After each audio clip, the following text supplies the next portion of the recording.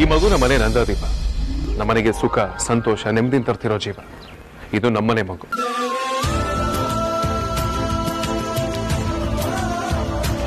So ಈ ಸ್ಕೂಲಿಗೆ ಆ ಮಗುವಿನ ಹೆಸರಿಟ್ರೆ ಯಾವ ತಪ್ಪು ಇಲ್ಲ. ಬಾಬಾ, ನೀವ್ ಈ ತರ ಸರ್ಪ್ರೈಸ್ ಕೊಡ್ತೀರಾ ಅಂತ ನಾನು ಅನ್ಕೊಂಡೇ ಇರ್ಲಿಲ್ಲ. ನಿಜವಾಗ್ಲೂ ನೀವು ಗ್ರೇಟ್. ರಜಾ,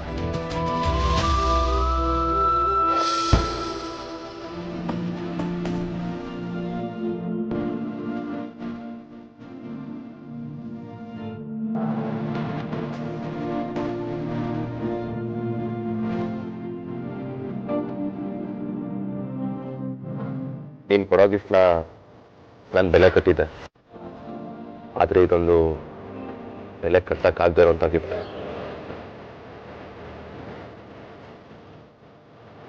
ಇದು ಬರೀ ಗಿಫ್ಟ್ ಅಲ್ಲ ಅಗ್ರಜ, ಅದಕ್ಕೂ ಮೀರಿದ್ದು. ಈ ಜಗತ್ತೆಲ್ಲ ಯಾರೋ ಹುಟ್ಟೋ ಮಗುಗೆ ಸ್ಕೂಲ್ನೇ ಗಿಫ್ಟ್ ಕೊಟ್ಟಿರಲ್ಲ ಅನ್ಸುತ್ತೆ. ಆದರೆ ನೀನು ಈ ಸ್ಕೂಲ್ನ ಗಿಫ್ಟ್ ಕೊಡೋದ್ ಜೊತೆಗೆ ಒಂದು ದೊಡ್ಡ ಶಾಕು ಕೊಟ್ಬಿಟ್ಟೆ. ನೀನು ನಮ್ಮ ಮೇಲಿಟ್ಟಿರೋ ಪ್ರೀತಿಗೆ ನಾವು ನಿನ್ಗೆ ಏನೇ ಕೊಟ್ಟರು ಕಮ್ಮಿನೇ ಅಗ್ರಜ. ವಿಕ್ರಾಂತ್, ಈ ಸ್ಕೂಲ್ಗೆ ನಿನ್ ಮಗು ಹೆಸರು ಇಟ್ಟಿರ್ಬೋದು, ಆದ್ರೆ ಈ ಸ್ಕೂಲ್ ಮುಖಾಂತರ ಬಡವ್ರ ಮಕ್ಕಳಿಗೆ ಕ್ವಾಲಿಟಿ ಎಜುಕೇಶನ್ ಕೊಡ್ಬೇಕು ಅನ್ನೋದು ನನ್ನ ಇಂಟೆನ್ಷನ್. ಅಂಡ್ ಅವ್ರ ಪೇರೆಂಟ್ಸ್ಗಳ ಆಶೀರ್ವಾದ ಖಂಡಿತವಾಗ್ಲೂ ನಮ್ಮ ಮಗು ಮೇಲೆ ಇದ್ದೇ ಇರುತ್ತೆ. ಅಫ್ಕೋರ್ಸ್ ಅಗ್ರಜ, ನಿನ್ನ ವಿಷನ್ ಏನಿದೆಯೋ ನಂದು ಅದೇ ವಿಷನ್. ನೀನು ಏನೇ ಮಾಡಿದ್ರು ನಾನು ಸಪೋರ್ಟ್ ಮಾಡ್ತೀನಿ. It's really cool Vikrant. By the way, engineers ಎಲ್ಲ ಬಂದಿದ್ದಾರೆ, ಬಾ ಪರಿಚಯ ಮಾಡಿಕೊಡ್ತೀನಿ.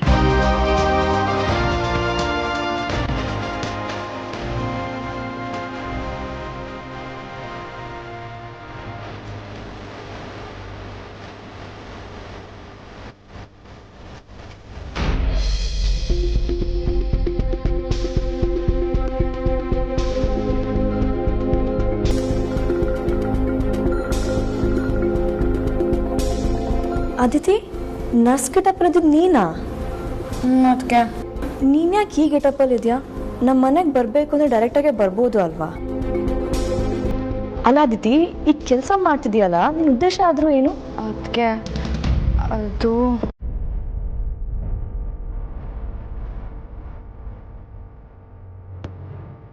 ಅದಿತಿ, ನೀನೇನಾದ್ರೂ ಧ್ರುವನ ಇಷ್ಟಪಡ್ತಾ ಇದೆಯಾ?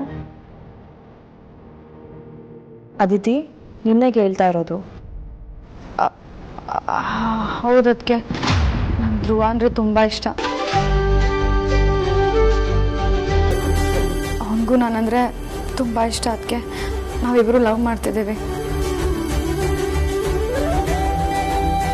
ನಿಜಾನೇನೆ? ಇದ್ಯಾವುದೇ ಹೊಸ ಕತೆ? ಇದೆಲ್ಲ ಯಾವಾಗ ಶುರು ಆಯಿತು? ತುಂಬ ದಿನದಿಂದ ನಡೀತಿದೆ ಅದಕ್ಕೆ. ಆದರೆ ನಾನು ಧ್ರುವಂಗೆ ಪ್ರಪೋಸ್ ಮಾಡಿದ್ದು ಮಾತ್ರ ನಿಮ್ಮನೆ ದೀಪಾವಳಿ ಫಂಕ್ಷನ್ ಇತ್ತಲ್ಲ ಆಗ. ಆಮೇಲೆ ಧ್ರುವನು ನಂಗೆ ಪ್ರಪೋಸ್ ಮಾಡ್ದ, ಆದರೆ ನಾನು ಏನೇನೋ ಕಂಡೀಷನ್ ಹಾಕ್ದೆ. ಅದೇ ಶಾಕ್ನಲ್ಲಿ ಬರುವಾಗಲೇ ಆಕ್ಸಿಡೆಂಟ್ ಆಗಿತ್ತು.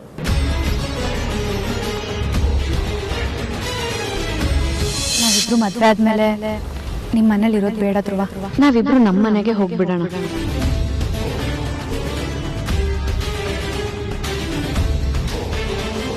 ನನಗೆ ಯೋಚನೆ ಮಾಡೋಕ್ಕೆ ಸ್ವಲ್ಪ ಟೈಮ್ ಬೇಕು. ನಾನು ಈಗ ಆಫೀಸ್ ಹೋಗಿ ವಿಷಯದ ಡಿಸ್ಕಸ್ ಮಾಡಿ ನಿಂಗೆ ಕಾಲ್ ಮಾಡ್ತೀನಿ. ಓಕೆ, ಹಾಗಿದ್ರೆ ಧ್ರುವ ಇಷ್ಟಪಟ್ಟಿದ್ದ ಹುಡುಗಿ ನೀನೇನಾ? ಹ್ಞೂ ಅದಕ್ಕೆ. ಒಳ್ಳೇದಾಯ್ತು ಬಿಡು. ಇವಾಗಲೇ ವಿಷಯನ ಎಲ್ಲರಿಗೂ ಹೇಳ್ತೀನಿ, ತುಂಬ ಖುಷಿ ಪಡ್ತಾರೆ. ಅಯ್ಯೋ ಅದಕ್ಕೆ ಅನಿಸೋದಕ್ಕೆ ಈಗಲೇ ಈ ವಿಷಯನ ಎಲ್ಲರಿಗೂ ಗೊತ್ತಾಗೋದು ಬೇಡ. ಯಾಕೆ ಬೇಡ ಅಂತಿದ್ಯಾ? ವಿಷಯ ಗೊತ್ತಾದ್ರೆ ಏನಾಗತ್ತೆ? ನಾಟಕನೇ ಆಗಿರ್ಲಿ, ಸಿನಿಮಾನೇ ಆಗಿರ್ಲಿ, ಸಮಾಜಕ್ಕೆ ನಾವೇನಾದ್ರೂ ಒಳ್ಳೇದನ್ನ ಹೇಳ್ಬೇಕು. ಈ ತರ ಪೇಷಂಟ್ಗಳಿಗೆ ಕೊಟ್ಟು ಮದ್ವೆ ಮಾಡುವಂತಲ್ಲ.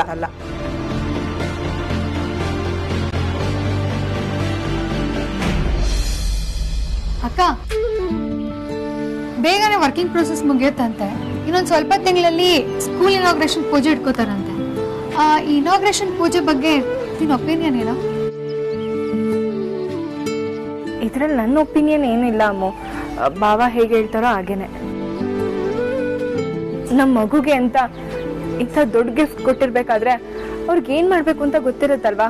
ಅವ್ರಿಗೆ ಹೇಗೆ ಅನ್ಸುತ್ತೋ ಹಾಗೆ ಮಾಡ್ಲಿ.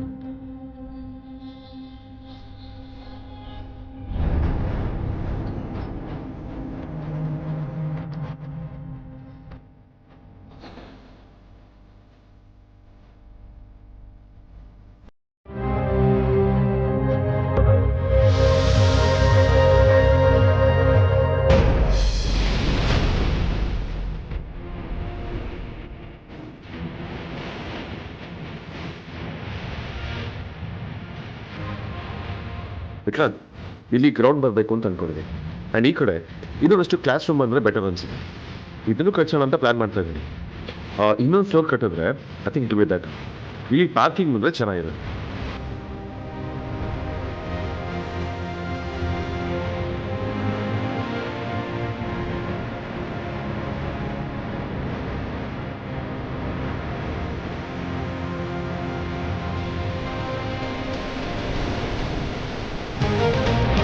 ಅದಿತಿ, ಲವ್ ಮಾಡಿದ್ರೆ ಎಲ್ಲರಿಗೂ ಗೊತ್ತಾಗೋ ಥರ ಲವ್ ಮಾಡಬೇಕು.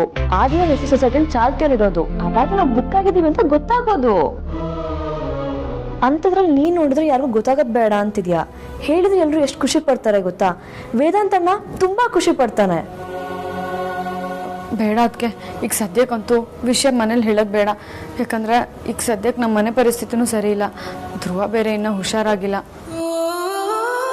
ಈಗ ಏನಿದ್ರು ಧ್ರುವ ಮೊದಲು ಹುಷಾರಾಗಬೇಕು. ಅದಾದಮೇಲೆ ನಿಮ್ಮ ಹೆಲ್ಪ್ ತೊಗೊಂಡು ಮನೇಲಿ ವಿಷಯ ಹೇಳ್ಬೋದು. ಅಲ್ಲಿವರೆಗೂ ಈ ವಿಷಯ ಯಾರಿಗೂ ಗೊತ್ತಾಗೋದು ಬೇಡ. ಅದು ಅಲ್ಲದೆ ನಾನು ಈ ವಿಷಯನ ಅಮ್ಮು ಅಕ್ಕ ಆರತಿ ಅಕ್ಕಂಗೆ ಯಾರಿಗೂ ಹೇಳಿಲ್ಲ. ಈ ವಿಷಯನ ಮೊದಲು ನಿಮಗೆ ಹೇಳ್ತಾ ಇರೋದು. ಇದು ನನ್ನ ಲೈಫ್ ಆ್ಯಂಡ್ ಡೆತ್ ಪ್ರಶ್ನೆ. ಅದಕ್ಕೆ ಗೊತ್ತಾದರೆ ತುಂಬ ಕಷ್ಟ ಆಗುತ್ತೆ. ಪ್ಲೀಸ್ ಯಾರಿಗೂ ಹೇಳಬೇಡಿ. ಏ ಅದಿತಿ, ಕುತ್ಕೋ ಬಾಯಲ್ಲಿ. ಇದಕ್ಕೆಲ್ಲ ಯಾರಾದರೂ ಅಳ್ತಾರ? ನಾನು ಯಾರಿಗೂ ಹೇಳಲ್ಲ, ಚಿಲ್ ಮಾಡು. ಯಾರಿಗೂ ಹೇಳಲ್ಲ ಅಂತ ನಂಗೆ ಪ್ರಾಮಿಸ್ ಮಾಡಿ. ಸರಿ, ನೀನು ಓಕೆ ಅನ್ನೋವರೆಗೂ ನಾನು ಯಾರಿಗೂ ಹೇಳಲ್ಲ. ಹ್ಯಾಪಿನಾ?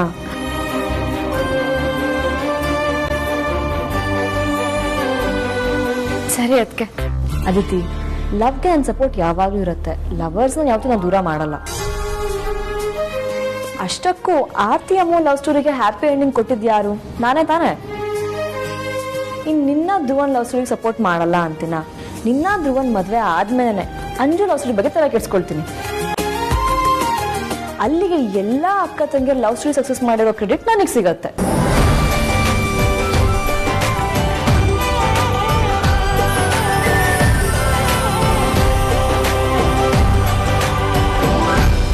ಅಮ್ಮು, ನಂಗೆ ನಿಜವಾಗ್ಲೂ ಇದನ್ನೆಲ್ಲ ನಂಬಕ್ಕೆ ಆಗ್ತಿಲ್ಲ.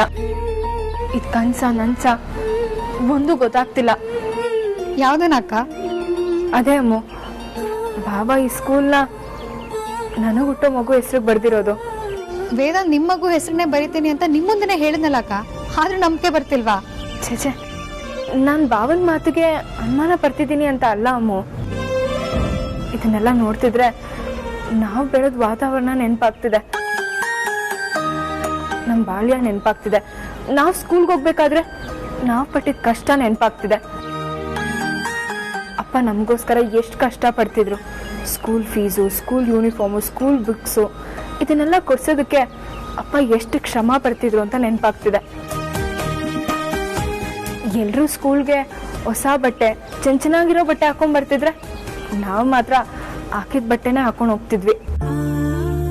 ಎಷ್ಟೋ ದಿನ ಸ್ಕೂಲ್ ಫೀಸ್ ಕಟ್ಟಕ್ಕಾಗದೆ ಹೊರಗಡೆ ನಿಂತಿದ್ದೀವಿ. ಅಮ್ಮ ನಾವು ಚೆನ್ನಾಗಿ ಓದಬೇಕು, ನಮ್ಗೆ ಒಳ್ಳೆ ಎಜುಕೇಶನ್ ಸಿಗಬೇಕು ಅಂತ ಎಷ್ಟು ಕಷ್ಟ ಪಡ್ತಿದ್ರು. ಹಗಲು ರಾತ್ರಿ ಅಂತ ಅಡುಗೆ ಮಾಡಿ ಬೆಳಗ್ಗೆ ತೊಗೊಂಡೋಗೋದನ್ನ ಛತ್ರ ಕೊಟ್ಟು ನಮ್ಗೆ ಸ್ಕೂಲ್ ಕೂಡ ಬಿಡೋಕೆ ಬರ್ತಿದ್ಲು. ಸ್ಕೂಲಲ್ಲಿ ಸೂರಜ್ ಮೇಸ್ಟ್ರಿಗೆ ನಾನು ಕಂಡ್ರೆ ಆಗ್ತಿರ್ಲಿಲ್ಲ. ಫೀಸ್ ಕಟ್ಟೋ ಯೋಗ್ಯತೆ ಇಲ್ಲ ಅಂದ್ರೆ ಸ್ಕೂಲ್ಗೆ ಯಾಕೆ ಬರ್ತೀರಾ ಅಂತ ಹೀಯಾಳಿಸ್ತಿದ್ರು. ಅದಕ್ಕೆ ನನಗೆ ಬೇಜಾರಾಗಿ ಸ್ಕೂಲ್ಗೆ ಹೋಗಲ್ಲ ಅಂತ ಅಮ್ಮನ ಮುಂದೆ ಬಂದು ಹಠ ಮಾಡಿದ್ದೆ. ಆಗ ಅಮ್ಮನೇ ನನಗೆ ಧೈರ್ಯ ಹೇಳಿದ್ದು. ನನ್ನ ಪರವಾಗಿ ಸ್ಕೂಲಿಗೆ ಬಂದು ಸೂರಜ್ ಮಾಸ್ಟರ್ ಹತ್ರ ಜಗಳ ಮಾಡಿದ್ರು. ಆಗಪ್ಪ ಅಮ್ಮ ಕಷ್ಟಪಟ್ಟು ನಮಗೂ ಓದಿಸಿ ಬೆಳೆಸಿ ದೊಡ್ಡವರನ್ನಂಗೆ ಮಾಡಿದ್ದಾರೆ. ಅವಾಗ ನಾವು ಪಟ್ಟಿದ ಕಷ್ಟ ನಮಗೆ ಮಾತ್ರ ಗೊತ್ತು. ಆದ್ರೆ ನನ್ನ ಮಗುಗೆ ಎಂತ ಅದೃಷ್ಟ ಸಿಕ್ಕಿದೆ ನೋಡಮ್ಮು. ನಮ್ ತರ ಕಷ್ಟನೇ ಪಡ್ಬೇಕಾಗಿಲ್ಲ. ಹುಟ್ಟೋಕ್ ಮುಂಚೆನೆ ಒಂದ್ ಸ್ಕೂಲ್ ಓನರ್ ಆಗ್ತಿದೆ. ಸ್ಕೂಲ್ ಫೀಸ್ ಕಟ್ಟಕ್ಕಾಗದೆ ಅವಮಾನ ಮಾಡಿಸ್ಕೊಂಡವ್ರ ಮಗು ಈಗ ಒಂದು ಸ್ಕೂಲ್ಗೆ ಓನರ್ ಆಗ್ತಿದೆ ಅಂದ್ರೆ ಎಂತ ವಿಚಿತ್ರ ಅನ್ನಿಸ್ತಿದೆ ಅಲ್ವಾ ಅಮ್ಮು? ಹೌದಕ್ಕ, ನಾವು ಪಟ್ಟಿರೋ ಕಷ್ಟ ನಮ್ಮ ಮಕ್ಕಳು ಪಡಬಾರ್ದು ಅಂತಾನೆ ದೇವ್ರು ನಮ್ಮ ಈ ತರ ದಡಕ್ ಸೇರಿಸಿದಾನೆ ಅನ್ಸುತ್ತೆ. ಇನ್ ಮುಂದೆ ನನ್ನ ಮಗು ಹೆಸರಲ್ಲಿ ಎಷ್ಟೋ ಬಡ ಮಕ್ಳಿಗೆ ವಿದ್ಯಾಭ್ಯಾಸ ಸಿಗತ್ತಲ್ವಾ? ಅವ್ರೆಲ್ರೂ ನಮ್ಮ ಮಗುನ ನೆನ್ಪು ಮಾಡ್ಕೊಂತಾರೆ ಅಲ್ವಾ? ನನ್ನ ಮಗು ಈ ಮನೇಲಿ ಹುಟ್ಟಕ್ಕೆ ಎಷ್ಟು ಅದೃಷ್ಟ ಮಾಡಿತ್ತು. ಇಂಥ ಅದೃಷ್ಟ ಎಲ್ರಿಗೂ ಸಿಗಲ್ಲ. ನಾವು ಪಟ್ಟಿರೋ ಕಷ್ಟ ನಮ್ಮ ಮಗು ಪಡೋದು ಬೇಡ ಅಕ್ಕ. ಕಷ್ಟ ಅನ್ನೋದು ನಮ್ಮ ಕಾಲಕ್ಕೆ ಎಂಟಾಗೋಗ್ಲಿ. ನಮ್ಮ ಮಗು ರಾಯಲ್ ಆಗಿ ಬೆಳೀಲಿ, ಚೆನ್ನಾಗಿರ್ಬೇಕು. ಕಪ್ಪ ಅಲ್ಲಿ ನೋಡೋಣ.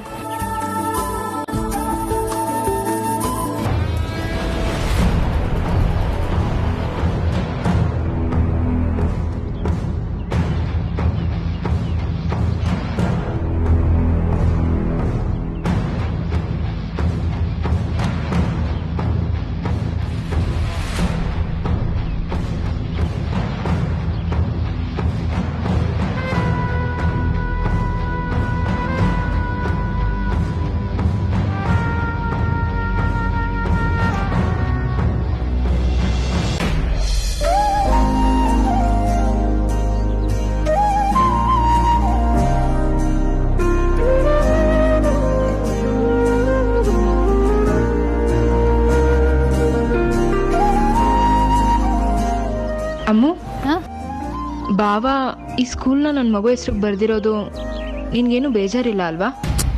ಅಕ್ಕ, ಸ್ಕೂಲೆಲ್ಲ ತನ್ನ ಸರ್ವಸ್ವನೆಲ್ಲ ಬರ್ಕೊಟ್ರು, ನನಗೇನು ಬೇಜಾರಿಲ್ಲ. ಆದರೆ ನೀನು ಇದ್ರ ಕ್ವೆಶನ್ ಕೇಳ್ತಿದ್ದೆ ನೋಡು, ನಂಗೊಂಚೂರು ಇಷ್ಟ ಆಗ್ತಾಯಿಲ್ಲ. ನಾನು ಯಾವತ್ತೂ ನಾನು ಬೇರೆ ನೀನು ಬೇರೆ ಅಂತ ಅಂದ್ಕೊಂಡೇ ಇಲ್ಲ ಅಕ್ಕ. ನಾವೆಲ್ಲರೂ ಒಂದೇ ಅಂತಲೇ ಅಂದ್ಕೊಂಡಿರೋದು. ಅದು ಮಗು ವಿಚಾರದಲ್ಲೂ ಅಷ್ಟೆ. ನಿನ್ನ ಮಗು ಮಾತ್ರ ಅಲ್ಲ, ನನ್ನ ಮಗು ಅಂತಲೂ ಅಂದ್ಕೊಂಡಿದ್ದೀನಿ. ನನ್ನ ಮಗುಗೆ ನನ್ನ ಗಂಡ ಆಸೆ ಬರ್ಕೊಟ್ರೆ ನಾನೇನು ಬೇಡ ಅಂತೀನಿ, ಇನ್ನೂ ಸ್ವಲ್ಪ ಜಾಸ್ತಿ ಬರೀ ಗುರು ಅಂತೀನಿ.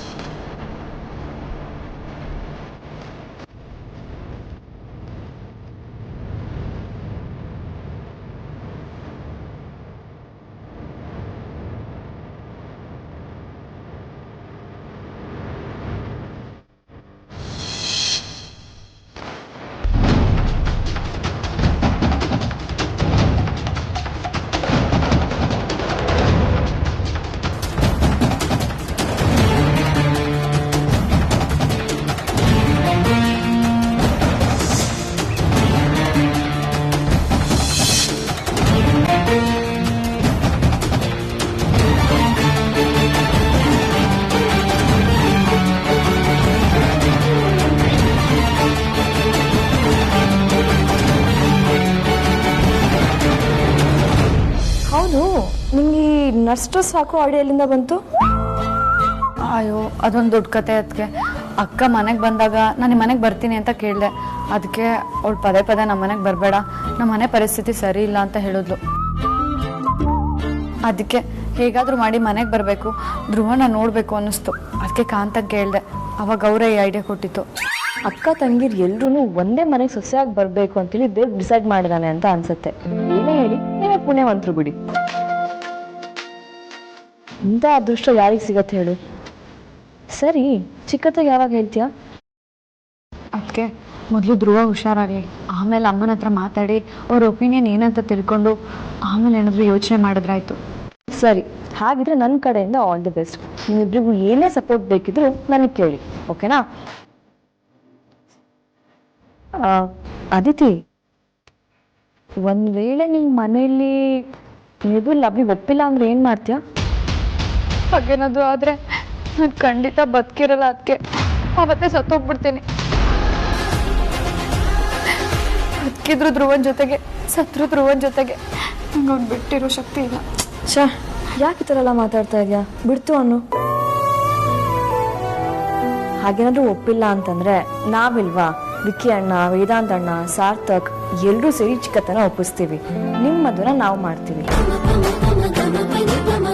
ನೀ ಅದ್ರ ಬಗ್ಗೆ ತಲೆ ಕೆಡ್ಸ್ಕೋಬೇಡ, ಆರಾಮಾಗಿ.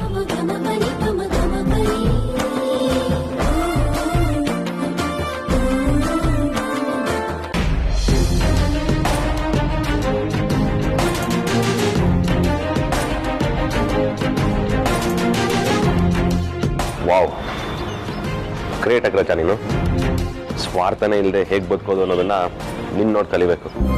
ನಿನ್ನ ಥರ ಆಗಕ್ಕೆ ಇನ್ನೂ ಅದು ಎಷ್ಟು ವರ್ಷದ ಮೆಚುರಿಟಿ ಬೇಕು ನನಗೆ. ನಿನಗೆ ನೀನೇ ಸರಿ ಸಾಟಿ.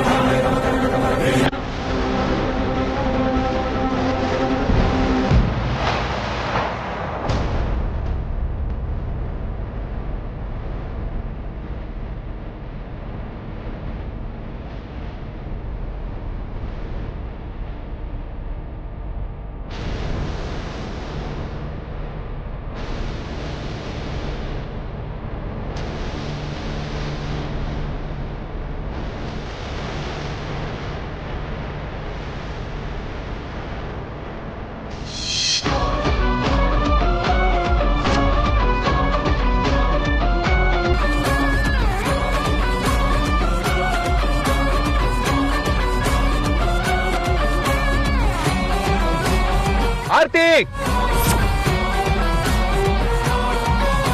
ಆರ್ತಿ, ಆ ಕಡೆ ಹೋಗಿ.